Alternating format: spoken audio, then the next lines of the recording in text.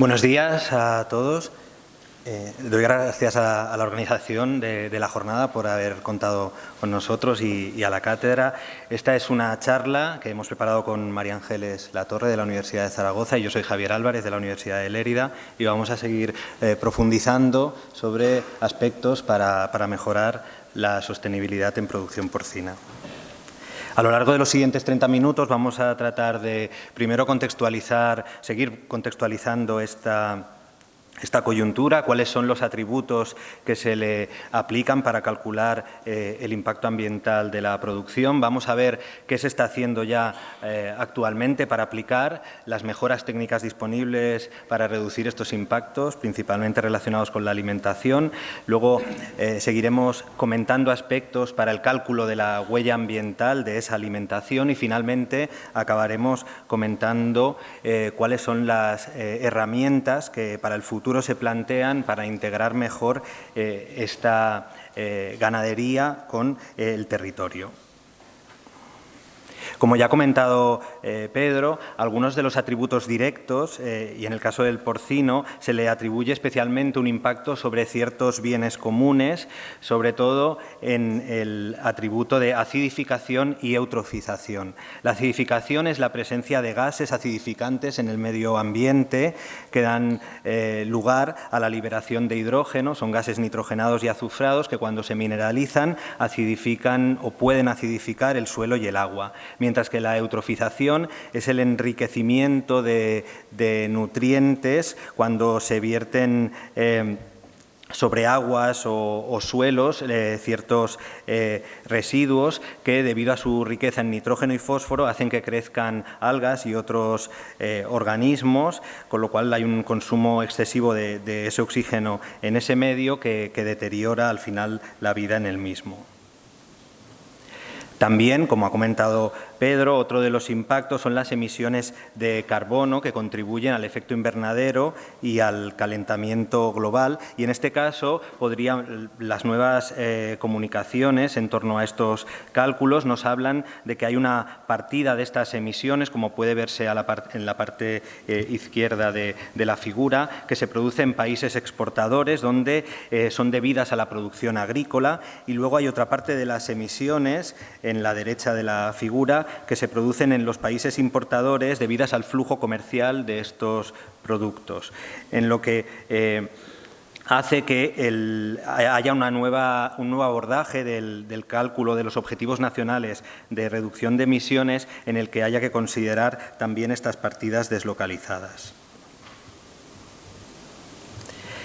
En tercer lugar, también existe la organización, la FAO, habla de una competencia de las actividades ganaderas por el uso de la tierra para alimentación humana. Como ha comentado Pedro, el 86% de la producción mundial de alimentos no son aptos directamente para el humano, como puede verse a la izquierda de la diapositiva, y destacan los rumiantes en el aprovechamiento de estas fuentes que no compiten con el humano, son productos herbáceos, forrajeros, mientras que solo queda un 14% de la producción vegetal que es apta para el humano y en la que los monogástricos podrían consumir una parte importante. Si observamos a la derecha de la diapositiva, vemos los cereales mayoritarios y cómo el maíz, el trigo y el arroz son los a nivel mundial mayormente consumidos por el porcino. Mientras que en el centro se presenta un nuevo índice de conversión que elaboró hace unos años la FAO, donde tenía en cuenta esta competencia por el uso de la tierra y relativizaba esas emisiones de gases de efecto invernadero de la ganadería por unidad de proteína producida y por los kilos de proteína vegetal consumible que podían haber ido para alimentación humana. Después de ver este contexto, vamos a ver qué hacemos hoy en día para reducir estos impactos. El más importante y en el que ya se viene trabajando desde hace años es la optimización del uso del nitrógeno a nivel de granja. En la diapositiva podemos ver cuál es el modelo que se está utilizando para calcular este balance individualizado a nivel de granja, en el que algunas comunidades como Cataluña y Aragón ya actualmente viene calculando para cada lote de animales en cada nave el nitrógeno que consumen, multiplicándolo por la proteína que el porcentaje de proteína de ese pienso y multiplicándolo por un coeficiente de un 16%, que sería la proporción de nitrógeno en la proteína. A ese nitrógeno ingerido se le restaría el nitrógeno retenido por los animales, calculando el peso medio de los camiones que salen menos el peso medio de los camiones que entran, y esa ganancia de peso se multiplicaría por un coeficiente de retención de proteína que viene a ser entre el 15 y el 17%, la proporción de proteína retenida por cada unidad de peso corporal ganado, y de esta proteína se asume que el 16% es nitrógeno también. Por diferencia entre el ingerido y el retenido, obtenemos el nitrógeno excretado, al cual se le aplica también una volatilización de en torno al 29%, como ha comentado Pedro, y nos quedaría de ese cálculo algo más del 71% del nitrógeno en el purín, sobre todo en esa fracción líquida. Para minimizar ese nitrógeno en el purín necesitamos piensos con baja concentración de proteína, pero también animales que sean eficientes y que tengan una buena productividad. Actualmente ya se ha visto, como puede verse en la parte de abajo de la diapositiva, en el modelo de Liebig, de los barriles de Liebig, cómo se pueden formular piensos con una combinación de aminoácidos que no limite esos aminoácidos esenciales que pueden dar lugar a limitar la síntesis de proteína sin que se vean afectada la productividad de los animales. Vamos a ver ahora a continuación dos casos prácticos, el de dos granjas que utilizan diferentes proporciones de pienso para los animales. En las dos primeras granjas, la primera granja tiene piensos con mayor nivel de proteína, aunque el grado de consumo de estos piensos es similar a la segunda granja. Esto da lugar a que el nitrógeno resultante en el purín sea un 15% superior en la primera granja, lo que también tiene implicaciones a la hora de calcular la superficie agrícola que es necesaria para aplicar estos purines. Otro escenario muy habitual serían dos granjas que vienen alimentando a sus animales con piensos con una concentración decreciente de proteína bruta a lo largo del cebo, pero sin embargo el gasto, el consumo de estos piensos es diferente. En la granja número 3 hay un mayor consumo de pienso por animal en el cebo que en la granja número 4, lo que da lugar a que haya una mayor excreción de proteína, similar a la del caso anterior en el que usaban piensos con diferente proporción de proteína. Por eso es tan importante que, además de reducir la proteína bruta, se analicen las productividades de cada uno de estos cebos, ya que, como en la parte de abajo de la diapositiva, es un estudio donde han encontrado una gran asociación entre índice de conversión con la emisión de gases, entre nitrógeno excretado con la emisión de gases. El segundo nutriente muy importante en el que ya se viene trabajando desde hace años es la limitación del fósforo en los piensos. El fósforo vegetal es poco digestible, es por ello que es necesario el uso de fitasas y de fósforo inorgánico para mejorar esta digestibilidad, y existen diferentes recomendaciones para las diferentes fases fisiológicas para reducir el fósforo total en los piensos, y a día de hoy ya incluso es posible formular piensos por debajo de estos máximos. El fósforo, a diferencia del nitrógeno, es un mineral que se acumula en la fracción sólida del purín. Y para acabar, otras sustancias de las que luego por la tarde se hablará seguro ampliamente, que aparecen en estos purines y que es necesario controlar, son por un lado minerales como el cobre o el zinc, que venían hace años por el uso de sustancias para el tratamiento de disbiosis intestinales, que también se acumulan en esa fracción sólida, y por otro lado en los últimos años se ha venido trabajando en el análisis también de fármacos que se han ido detectando, algunos de ellos en los purines porcinos, y que gracias al compostaje y a su afinidad por la fracción sólida también pueden ser eliminados y valorizados. Vamos a ver ahora la huella ambiental y cómo la alimentación interviene en esta huella ambiental, seguir profundizando en este tema, el agua como alimento y nutriente para para los animales, tiene una huella, genera ese uso del agua, una huella hídrica que, a diferencia de lo que a lo mejor podemos pensar intuitivamente, no se produce en las granjas, sino que se produce sobre todo para producir el alimento que luego consumen estos animales. El consumo de agua por los cerdos viene a ser en torno al 10% de la huella total, ya que este agua se divide en tres variables, el gasto de este agua, un agua que se le llama verde, que sería gasto de agua de lluvia, como podemos ver a la izquierda de la figura, se produce en los países que producen los alimentos para los piensos. Tenemos luego un gasto de agua gris, que sería el agua que se consume para limpiar los posibles contaminantes que genere una producción, y finalmente el agua azul, que sería el gasto de agua superficial o de riego para los diferentes, para brevar o para alimentar, para producir los alimentos. En España se ha calculado menos de 4.000 litros de agua se necesitarían para producir 1 kilo de carne de cerdo. Y tenemos una huella hídrica que podríamos decir que está en parte deslocalizada. Si vemos los cálculos de España, y a pesar de que más de la mitad de la huella hídrica se encuentra en otros países, sí que tenemos ciertas zonas, especialmente en el Valle del Ebro, en la cuenca del Guadiana, alguna zona de Castilla y León, con una presión hídrica importante, o bien sobre algunos acuíferos por el consumo de agua, para consumo o para la necesidad de diluir nitratos, o por la presión de los regadíos para la producción de esos ingredientes para pienso. Como ha comentado también Pedro, hay unas recomendaciones actuales de la Unión Europea con unos métodos para medir y comunicar el comportamiento ambiental de los productos y para calcular su ciclo de vida. En el caso de las fábricas de pienso, ya vienen recogiendo muchas de ellas en los últimos años alguna información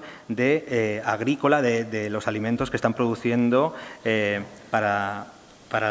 los piensos. Se recoge la cantidad de agua, el tipo de abono que se ha consumido, la cantidad de pesticidas, además de consumos eléctricos y de combustibles fósiles durante el procesado. Esto está llevando a que en el futuro se está planteando una formulación de piensos con una programación lineal multiobjetivo, en la que, además de usar la función objetivo de minimizar el coste, se está planteando introducir funciones objetivo adicionales para minimizar el impacto de esa fabricación, cumpliendo una serie de restricciones que serían los nutrientes que necesitan los animales y los límites de incorporación de algunas materias primas. Y esto hace que tengamos que tomar conciencia cada vez más de los insumos que consumimos para producir, en este caso, un estudio francés en el que analizaron en la producción de cereales cuáles eran los insumos necesarios en la zona del noroeste de Francia para producir maíz, suroeste de Francia o para producir trigo. Y observamos, en primer lugar, cómo zonas con baja densidad ganadera requieren altos niveles de aportes de nitrógeno mineral. Zonas también con suelos de pH ácido requieren mucha más aplicación de superfosfatos, que es otro recurso limitado, el fósforo inorgánico, también muy caro en los últimos años. Tenemos zonas con mayores usos de pesticidas para soportar rendimientos superiores de estos cultivos, y tenemos zonas en las que es necesario regar, zonas de menor pluviometría, para poder tener esas altas productividades. Por otro lado, tenemos los concentrados de proteína de los piensos, y en este caso, en el estudio, analizaron diferentes leguminosas como el guisante o la soja, y también la harina de extracción de colza, soja de diferentes orígenes. En estos casos podemos observar cómo la colza, que es una crucífera, consume mayor nitrógeno mineral, necesita más fertilizantes inorgánicos, no es capaz de fijar el nitrógeno atmosférico. En la soja, que procede de países con suelos de pH ácidos, hay que abonar con superfosfatos. Existe también necesidad de usar en algunas zonas y cultivos concretos, para una buena productividad, mayor grado de pesticidas, y a eso tendríamos que sumarle además el uso de combustibles fósiles para el transporte de estos ingredientes hasta las fábricas. Esto ha llevado ya a que algunos países como como Francia en este caso, introduzcan formulaciones no solo teniendo en cuenta el mínimo coste, sino también el mínimo impacto sobre el cambio climático y valorando en función del origen de la soja el impacto de la formulación de pienso, diferentes atributos, ¿no?, de huella ambiental. Si se formula al mínimo coste, que requiere la incorporación de aminoácidos sintéticos, el origen de la soja no tendría un efecto importante sobre la eutrofización. Por otro lado, si formulamos teniendo en cuenta una minimización del impacto climático, ajustando el origen de la soja, podemos reducir el impacto de acidificación y de consumo de energía, pero, sin embargo, existen otros impactos como la eutrofización o la ocupación de tierra que incrementarían cuando queremos reducir el cambio climático.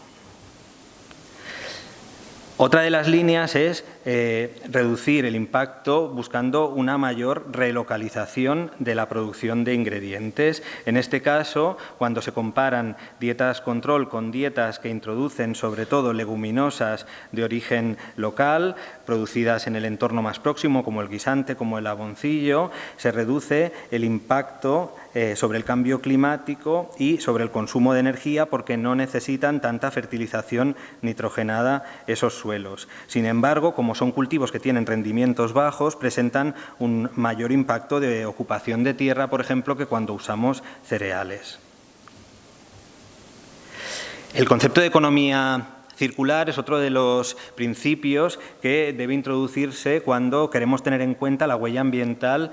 o queremos reducir la huella ambiental de un pienso, la reducción del desperdicio. El modelo clásico de economía circular sería tratar de destinar cuanta mayor proporción posible de superficie agraria útil para los humanos, la biomasa no aprovechable de esos cultivos o superficie que no sea cultivable, que se use para alimentación animal y que después los estiércoles de los animales y los subproductos vegetales retornen al suelo para mejorar su fertilidad de forma que se cierre el ciclo el reciclaje de nutrientes y los animales entren en este sistema contribuyendo a un sistema alimentario circular y sostenible. En este sentido, el porcino juega un papel muy importante como animal omnívoro, natamente reciclador del desperdicio. Actualmente, este es un trabajo de finales del año pasado, se ha calculado a nivel mundial cuáles serían el uso actual de ciertos coproductos y la disponibilidad teórica en color morado, en color rojo sería el uso actual, que podría haber de ellos a nivel mundial. Existen muchos de ellos en el que su uso actual está por debajo de su uso potencial. Destacan pues, sobre todo melazas, pulpas de remolacha, pulpas de cítricos, granos de destilería, algunos salvados de cereales, donde puede haber un incremento en su uso, mientras que hay otro tipo de residuos en los que entraría el porcino en competencia con otras especies o usos industriales, como ciertos residuos de cosecha o como las harinas cárnicas o harinas de pescado. Otro de los productos que contribuirían a reducir la huella ambiental en muchos casos sería el uso de harinas de extracción, ya que este tipo de harinas de extracción no compiten directamente con el uso que pueden hacer los humanos, ni las harinas de extracción ni las cascarillas. Son partes de las oleaginosas que pueden llegar a representar el 35% del peso de la semilla y que además tienen mucho menor valor económico que las habas completas o las semillas completas. Y además existe también posibilidad de introducir o fomentar el uso de otro tipo de coproductos de industrias de alimentación humana, como las pulpas de cítricos, productos de panadería y bollería, todas las pulpas y melazas de la remolacha azucarera, que a pesar de tener limitantes ligados a la temporalidad o la proximidad geográfica a las industrias de alimentación humana y a contenidos de humedad de ciertos de estos productos o de restos de envases, pueden ser una una herramienta para reducir esa huella ambiental de los piensos. Productos también como el bagazo y la levadura de cerveza, que son ricos en proteína, o productos de la molienda húmeda, de extracción de almidón para alimentación humana y de la producción de etanol para la producción de licores y biocombustibles. También en algunos países de Europa se está tratando de valorizar o revalorizar los productos resultantes de las fermentaciones microbianas que se usan para la obtención de ciertos aditivos purificados. Son biomasas microbianas con alto contenido de proteína bruta que podrían reciclarse para alimentación animal e incluso productos del biorrefinado de hierbas, de cultivos forrajeros que se usan para el secuestro de carbono y de nitratos en ciertas zonas, que también pueden dar lugar a la producción de sueros ricos o a concentrados ricos en proteína bruta para monogástricos. Y finalmente tendríamos todo lo que serían los subproductos de matadero, ingredientes de origen animal que ya desde hace año y medio se podrían introducir un mayor grado en los piensos, aunque la industria está reticente por contaminaciones cruzadas y demás, pues sí que todo el tema de las gelatinas, colágenos, el fosfato de origen animal, el bicálcico, proteínas animales procesadas, etcétera. Vamos a acabar con el último apartado sobre cuál es el futuro que se plantea para integrar los cultivos y la ganadería, la mejora de la autonomía alimentaria. En la figura podemos ver dos países con elevada densidad de animales, Dinamarca y Países Bajos. Sin embargo, en el caso de Países Bajos,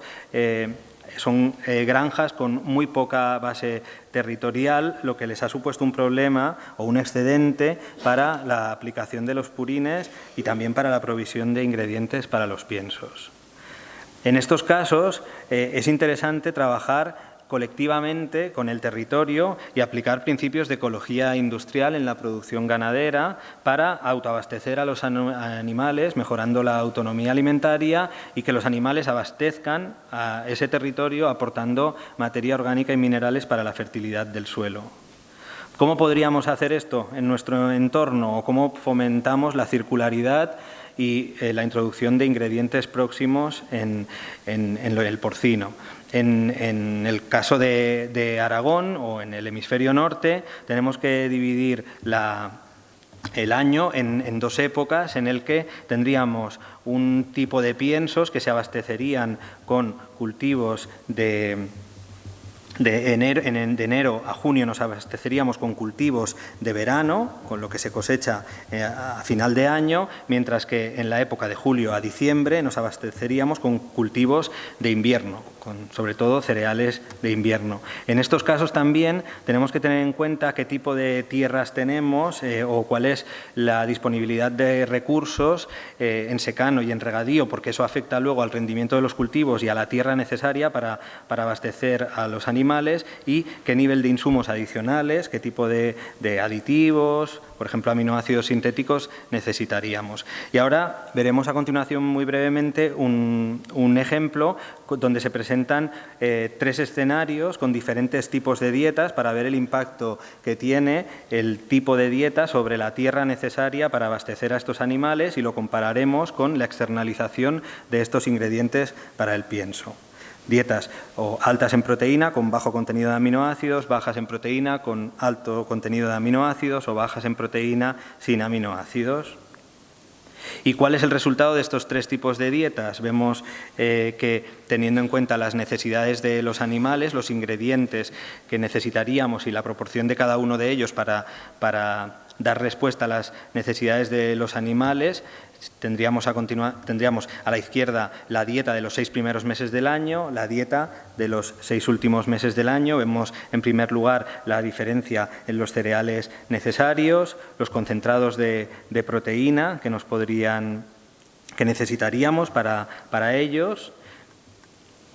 Y vemos cómo la tierra, en este caso son datos del Valle del Ebro, de Aragón, cómo existe una escasez de recursos que hace que haya muchos cultivos con productividades muy bajas o que no se pueden hacer en muchas de estas tierras, y por este motivo necesitaremos entre 648 hectáreas para la dieta baja en proteína bruta con alto contenido de aminoácidos, a 768 hectáreas para abastecer, por ejemplo, un cebadero de 3.800 plazas durante todo el año. En cada una de estas situaciones también el tipo de pienso va a afectar a la tierra que necesitaremos para aplicar las deyecciones de estos animales debido a la diferente riqueza de nitrógeno del purín.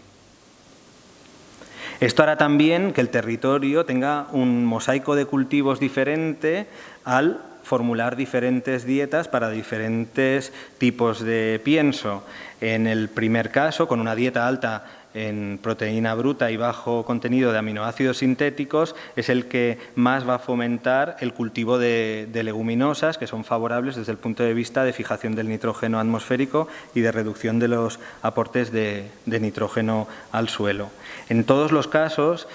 siempre sería necesario, para fomentar también esta mayor circularidad, introducir en las fábricas de pienso algún tipo de prensas o extrusores que permitiera el uso de habas de soja, por ejemplo, o de semillas de otras oleaginosas para eliminar esos factores antinutritivos.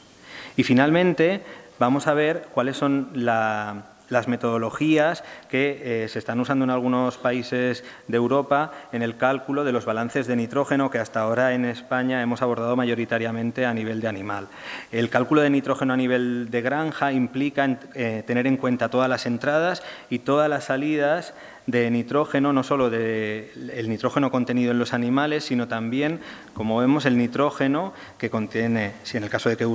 se usan aminoácidos sintéticos, o en el caso del cultivo de los alimentos que se utilizan para los piensos, de la fertilización mineral que se ha gastado para producir esos cultivos que dan lugar a los ingredientes para los piensos, y en el caso de ser leguminosas, qué grado de fijación biológica de nitrógeno se ha conseguido con ellas. Esto serían, por un lado, las entradas, mientras que en las salidas contaríamos el nitrógeno que exportan los animales, y si tenemos granjas capaces de vender una parte comercial de los cultivos, como podría ser pues, un arroz en el que se use el salvado de arroz por un lado y luego se venda el arroz para alimentación humana por otro, o se venda esa paja, residuos de cosecha de los cultivos, todo eso va a favorecer o a equilibrar las entradas con las salidas. Cuando se hacen estos cálculos de modelo de granja circular, se utiliza el nitrógeno para el cálculo de estos balances como un recurso limitante y potencial contaminante del medio, y también se calcula el índice de saturación, un índice que, por ejemplo, el Gobierno de Aragón viene utilizando en los últimos años para tener en cuenta el nitrógeno que aporta esa granja respecto al nitrógeno que admitiría ese territorio. Cuanto más negativo sería mejor, más favorable. En estos balances de nitrógeno se observa cómo cuando nosotros nos abastecemos de ingredientes externos frente a ingredientes cultivados en la zona, tenemos un exceso de nitrógeno debido a una peor eficiencia de uso de este nitrógeno y debido a una mayor dependencia también del nitrógeno mineral, que es un riesgo para no compensar estas entradas de nitrógeno del sistema. Para acabar, también existen nuevas escalas que permitirán medir la sostenibilidad de las granjas, teniendo en cuenta no solo los aspectos que hemos comentado, sino también introduciendo pues, aspectos como la nutrición, ya no de los animales, sino de los trabajadores que están trabajando en estas granjas. Son escalas que están entrando en algunas comunidades autónomas ya, y también empresas, industrias que estén lideradas por mujeres, además de tener en cuenta todos los anteriores parámetros. Por tanto, a modo de conclusiones, está claro que el paradigma está cambiando, que la producción porcina debe cumplir varios pilares para ser sostenibles, económicos, sociales y medioambientales, que en el caso de aplicar las mejoras técnicas disponibles ligadas a alimentación debemos considerar siempre los datos productivos de las granjas, que la formulación de piensos requerirá optimizar por precio, pero también por atributos de impacto ambiental. Esto dará lugar también al uso de nuevos ingredientes o a cambios en los límites de inclusión de muchos de ellos que fomenten más la circularidad y esto pues da lugar a una necesidad de incluir subproductos, aunque no sea al mínimo coste, y que será necesario fomentar localmente cultivos adaptados a las necesidades del porcino para aumentar la circularidad y minimizar el impacto. Muchas gracias.